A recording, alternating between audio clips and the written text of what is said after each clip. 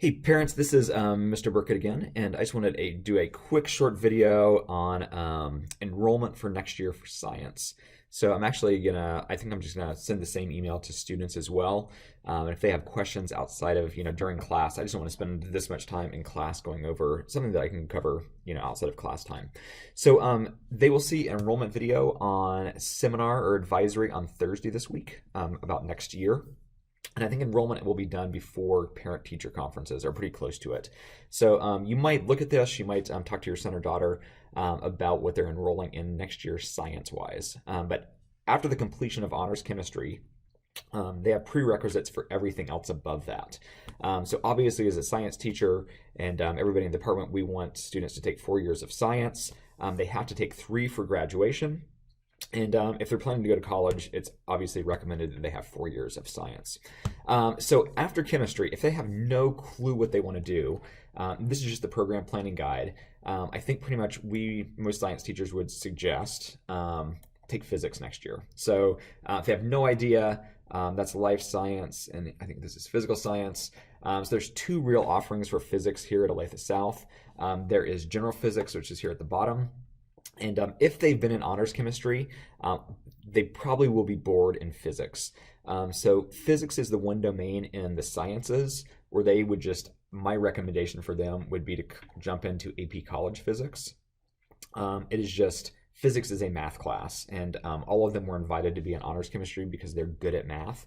And so I would recommend, if they've been in honors chemistry, that they would take AP College Physics next year. It's a dual enrollment class, so they can take it for College Now credit through Johnson County Community College. It's also an AP class, so they could take the AP test in May and earn college credit that way. If they know where they're wanting to go to college, most colleges here in the Midwest will accept credit from Johnson County Community College. If they're planning to go somewhere East Coast, West Coast, AP would be the better option just because it's more widely accepted across the United States. Currently at South, we do not offer AP Physics 2 or AP Physics C. All right. So next is if they've completed honors chem, which they will, probably most of them will have found that they like chemistry or biology better. It doesn't hurt my feelings if they like biology better. I obviously liked chemistry better than biology. So if they're wanting to earn some college credit, if they know they want to go into business, art, something that's not science related at all, I would highly recommend either college bio or college chemistry. So both are College Now courses. So essentially College Now courses in the sciences, maybe with the exception a little bit of physics, because physics, we recommend they go right to AP if they're good at math. But college chem and college biology, you basically have an entire high school year to cover the fall semester of what Johnson County Community College would cover. So it's going about half the pace as they would go at Johnson County Community College. And obviously they're in a much smaller class than they would be if they were taking classes on campus. And then at the end, they take the final that's offered through Johnson County Community College. They take that here on campus, on Olathe South campus, and they earn credit that way. So, and that's transferable, like I said, to most colleges in the Midwest. If they go the AP route, so if they're thinking they want to go into a science field, be that engineering, medicine, or anything like physical therapy, I don't know what else, veterinary, anything like that. Probably AP Bio, AP Chemistry would be a better fit. For AP Biology, they can still earn College Now credit. I am the AP Chemistry teacher, and I don't have enough master's credits in chemistry-specific courses, so they cannot earn College Now through AP Chemistry at South. So even though in the program planning guide, it says they can. So AP Chemistry, where is it? AP Chemistry, there's a check mark there. It is true at Olathe East, Olathe West, Olathe North, but it's not true at Northwest or South.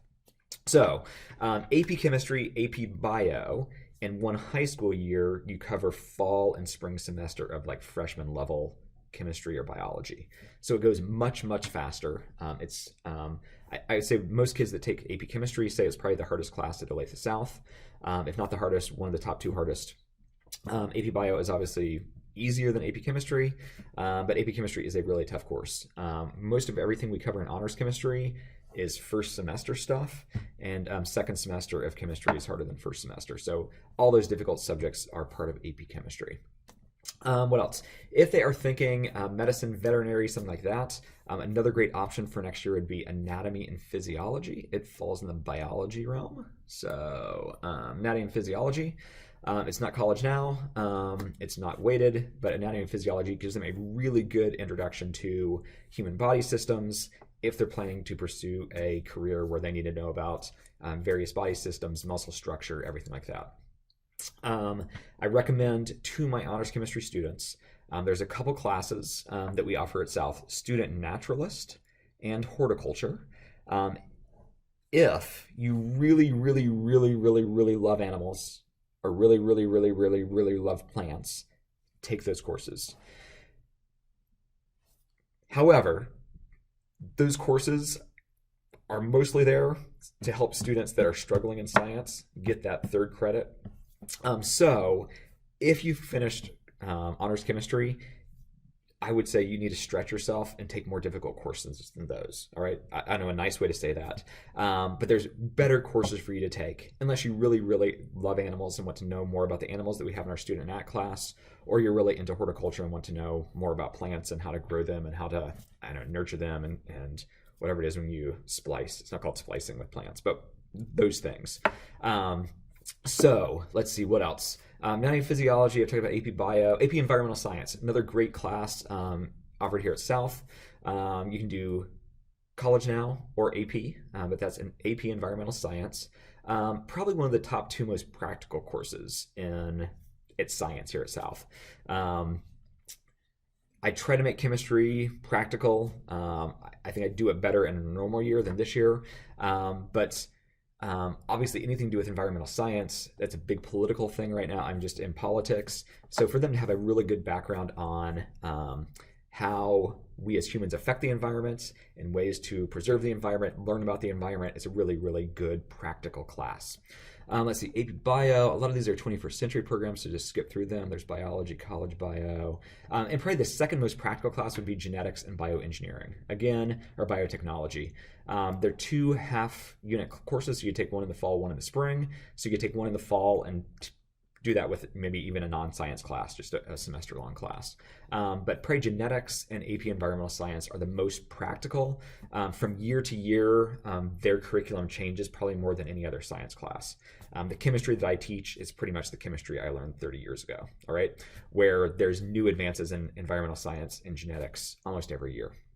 Let's see, Hort 1, I think that covers the biology.